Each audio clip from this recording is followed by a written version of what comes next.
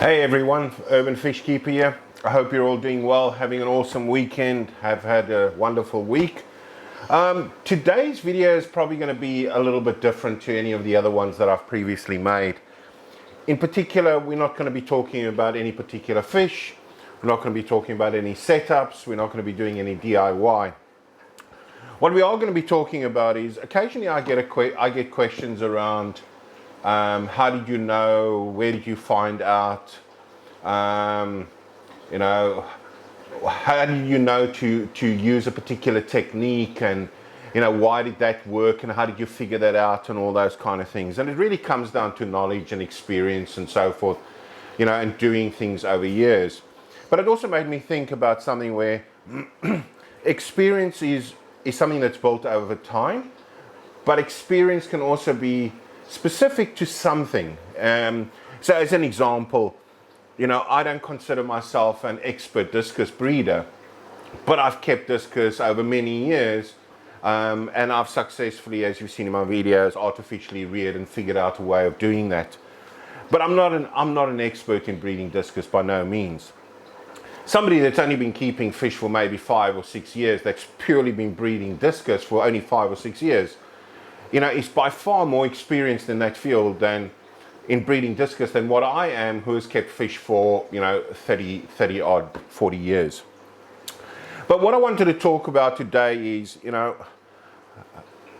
where did that knowledge where does some of that knowledge come from, and give you a bit of a snapshot of the timeline of my fish keeping career and where it came from, and some of the challenges we had in the earlier days of keeping fish. And it made me think about, where do we get our knowledge today? Well, we've got the internet, so everything's on the internet. You watch a YouTube video, you go and read up on something, and that's where you get your information. The reality to me is that I think a lot of the good information still sits in things like books, and particularly the older books, where there are tips and tricks and techniques that you find in those books that you just don't find on the internet or on YouTube videos or see anywhere. Because the guys back in, I'm talking about in the 60s and the 70s and the 80s, who were breeding fish then, didn't have the technology and the information we have now. And for them to figure out how to breed something took a lot of time, a lot of patience, and they had to come up and figure out how to breed those particular fish. So what I'm going to do today is I'm just going to take you through, a little bit of the kind of books that I still have, and why do I still keep books and why do I still buy. Although I will say the last one I bought was probably 4 years ago. But let's go right back to the beginning. So when I first started breeding fish, there was no internet. There was no YouTube and any of those things that go with the internet. Information that we got back then was simply this. You went down to your local pet store, you spent time there, you spoke to the people there. I mean, as a youngster, I remember, and everything was on your bicycle. You got around on your bicycle, sitting in pet stores for hours, as a kid, talking to other people in the pet store and to the owner and so forth about fish and how they breed them and all the rest of it. Eventually got to know a breeder and used to cycle to his house and spend time with him. And he was 50, 60 years old. He was an old guy, and he struggled with eyesight and all the rest of it, but he still bred incredibly well. He was really good at goldfish in particular, I remember. But that's how you obtained a lot of that knowledge. It was talking, there was more interaction, there was more guys getting together at a pet store and just sitting and having a conversation, or going to a breeder and sitting and having a conversation. Because the information was so dispersed that, you couldn't just get the information, you had to have those relationships to get it. The other thing is, back in those days, was the only way you could get information as well was either out of books or magazines. So my wife keeps telling me get rid of the magazines, and I've got a big container with, I don't know, maybe 100, 200 magazines in it, and I just won't get rid of them. And they've traveled all over the world. Wherever I've gone and moved, they've traveled with me. And I just pulled out some of them that I want to share some of these. Now, for those in the UK and in the US and in Canada, a lot of the literature that we were able to get back in those days in South Africa, where I'm from, was magazines that came from those countries, and they were gold. We had nothing else. That's all we had. So I went through opened my box this morning and had a look through, and the kind of magazines that we used to get is things like Tropical Fish Hobbyists, and maybe this will bring back some memories for some people. Practical Fish Keeping was the other big one. Freshwater and Marine Aquarium was the other one. And I started going through and having a look, and I realized that I've got my magazines come from way back. So some of these magazines were were published probably long before a lot of people that watch this channel were even born. So this magazine, I've got some from 1984 and so forth. This is Practical Fish Keeper, and this was July 1985. And it was, in that time, the UK price was 95p. That's what it was. And it had about ponds, breed marine special features. But the interesting thing for me is when I pulled it out and I thought I'd share it with you was, it reminded me of the filtration we used to use back in the day. The old biological undergravel filters. And that was the go. That's what we used.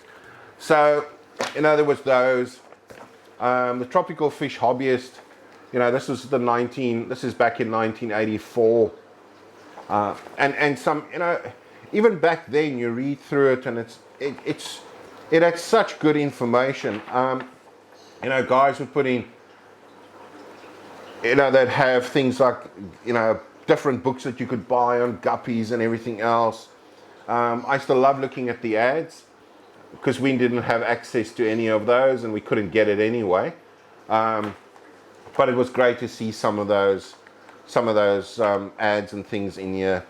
And the medications they used back then, and some of the new heaters that were coming out, and the visits that they did to fish stores and to importers and so forth. This is a Practical Fish Keeper, so this is a UK one. This is 1984.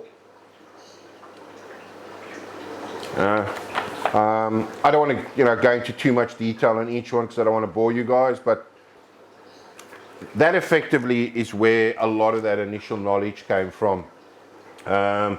85, then in 80, it starts moving up in the years. Years one from 82 as well. Tropical Hobbyist.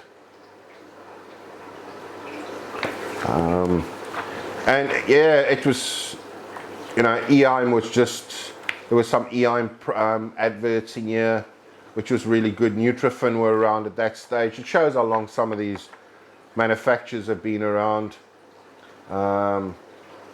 Heat Master heaters from the States. Awesome. And that's really where I got a lot of my information. Now, I'm not going to go through all of them. As time went on, they started getting a little bit, the look started getting better, the paper, the photographs and so forth. This is now moving into 2000, 2004, from the 80s through the 90s into 2000. And really that's what I depended on for a lot of my knowledge in those early years, that and books. So magazines, used to try and get as many of those as we could. And there's still useful information in this, and some of these still make a really good read. In South Africa, we unfortunately didn't have, we had for a short period of time, we had a magazine, and that was Aquatic Explorer, and that was the South African version of, I guess, Tropical Fish Hobbyist and some of the American stuff. And it was really, it was relevant to us. So that was in the magazines. Now, when it comes to books, the reason I love my books, one is I didn't have a choice. In the earlier years, a lot of your information was contained in this. But the other thing is books give me a timeline of how my hobby has gone and what I've done, what I've kept, what I've bred, and a reminder of those different phases in my life across the spectrum of keeping keeping fish. Now, one of the first books I ever got was this. It's called All About Tropical Fish. Another UK, comes from the UK. And this book, it's old. This was given to me by my mom's sister when I was very young, probably, I'm guessing about 13 or 14 years old. This book was first published in 1958, and I think this is the third edition or the second edition, so it was reprinted in around about 65 to 69. Now, believe it or not, so this book is, what's that, 30 odd, years old. I still use this book today for reference for certain things. And the reason I still use it is the guy, when they figured out how to breed something back then, it was, as I've said, it was really difficult. And a lot of the times I find the techniques in here to be really useful. So one of the techniques you've seen me talk about and use on various breeding of various fish is egg yolk. That originally came out of these books, this particular book. Here's one on breeding the neon tetra, for instance. And when it talks about food for the first week, it's infusoria, yolk of egg. And then second week is infusoria, brine shrimp, and so forth. And they talk about the peat water and all the rest of it. A lot of the photographs in here are still in black and white. And even when you go through, excuse me, there's quite a few fish in here where they go, hasn't been bred in the hobby yet. And back then, yeah, it wasn't. So this was my first book that I got on fish breeding. And still, even today, a book that I've had for 30 years. I still reference it. Then we look at the rest of the stuff I've got here, and I'm not going to take up too much time, but really it's just a split in my fish keeping life. Some of them have significant meaning to me, and when I look at them I go, oh yes, I remember why I bought that book, what was happening. Now, one of my, and this is a sample of my books because I wasn't going to go through all my books. This is probably one of my, back then, we're talking 30 years or 20 odd years, 30 years back. This is probably one of my most expensive purchases back then. I remember it costing an absolute fortune, but I was getting into marine fish and keeping marine fish and going up the coast of Southern Africa and with people, and we were collecting fish and those kind of things. And identification was important to me, and I bought this book, which is Dr. Burgess's Atlas of Marine Aquarium Fish. Right. I don't know if you can still get these books, to be quite honest, but really this book had nothing about keeping. All it does is it talks purely about identification. And it's all in Latin, which made it, we spoke the same language. So that's all it's about. It's purely just identification. And there's, 4,000 photos in there. So when I started getting into marines, that was my first marine book, was around identification. Then, I wanted to know more about marine corals and inverts. That became part of my collection. Most of these books are actually UK based, to be quite honest. Marine inverts, TFH book. Then the big atlas from Dr. Burgess, I felt, was a little bit cumbersome to carry with and use all the time, and only had identification. I wanted one with a little bit more details and a little bit more information as well.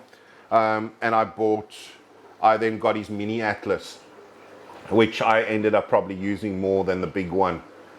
But that was when I was going through my marine fish phase, from the early years right through to the latter years, which this book I think I probably bought maybe 8 years ago or something, which is about aquarium corals. It's about the collection of corals, the facts, coral keeping advice, etc. So that was my marine phase.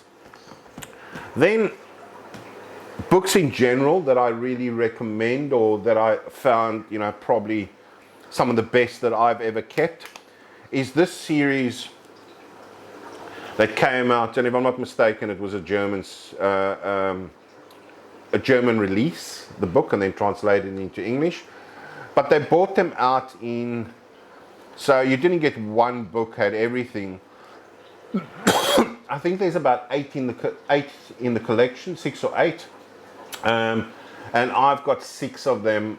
I regret not getting the remaining part of the collection. And also, again, I'm not too sure if it's available.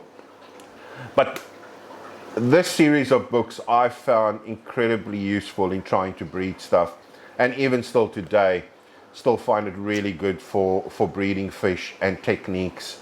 Not that they tell you how they bred it like this old book did, but it gives you a lot of the information around the natural where the species, the difference in the sexes, etc., etc. So really good range of books, this particular ones.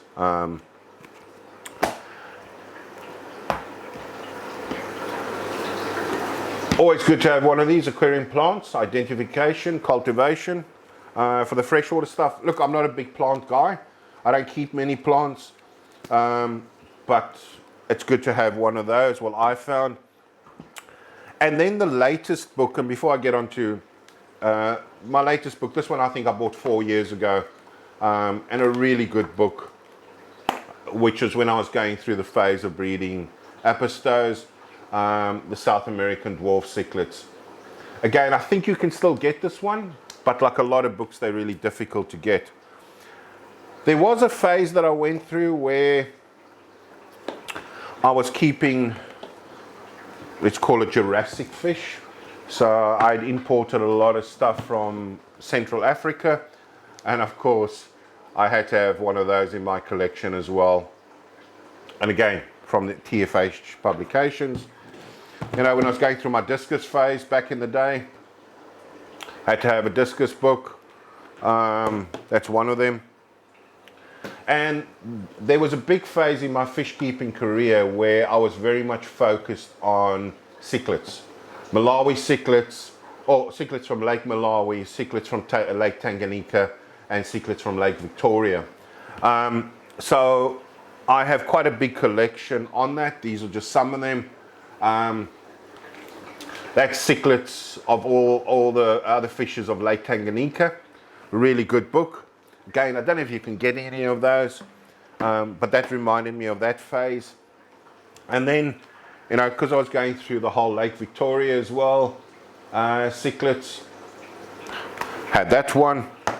Tanganyikans, there were a couple of Tanganyikans. I really liked the books by A.D. Konings. I found his books to be awesome. You'll see I've got a couple of them. Tanganyika, A.D. Konings again. Tanganyika cichlids in their natural, because I bred a lot of them, and I tried to get as much information as I could on them. Again, this is also, I think, Konings, yep. Then, out of all my books, the two most important ones to me is the first one I got, and this particular one called Malawi Cichlids in Their Natural Habitat, 2nd edition. Now you might think, no, well, why is that one so important? Also A.D. Konings. The reason this one is so important is this is the book that I took with me when I went to Lake Malawi and spent some time at Stuart Grant's facility over there. And that's before Stuart Grant, he's passed away. And a lot, there's quite a few fish that are named after him. But, to go and stay at a place where, people like Koning and that had stayed and spent time, this book has a lot of unbelievably good memories. And I think, if I'm not mistaken, I got him to sign it as well.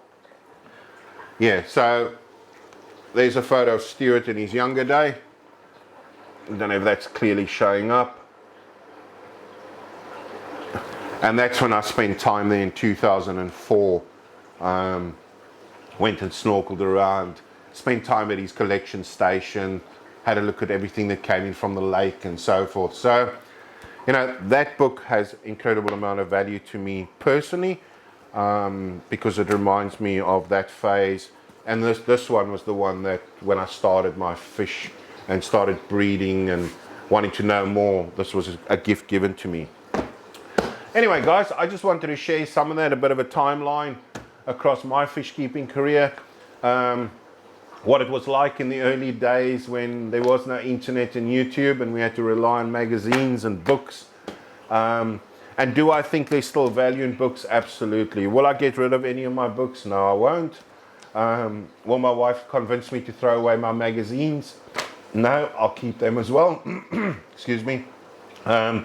There's so much valuable information in these books, and when I get stuck with something and I really can't figure it out, it's good to go back to some of these and have a look at what was done back in the day, and then use some of that to try and figure out a better technique of breeding something. Anyway, I'll be really good to get some comments from you, especially of those that, you know, in the UK or the US or that, or anywhere across the world in actual fact, that got access to, you know, some of these magazines, you know, Practical Fish Keeper and all those kind of things. It'll be really good to hear from you. And also be good to hear what you guys, you know, what your opinions are on books. Whether it's not, no, the internet does it and YouTube takes care of it, I don't need books anymore. Or whether you still see some value in some of these, in having books. Anyway, guys, have a fantastic weekend further. Have a good week.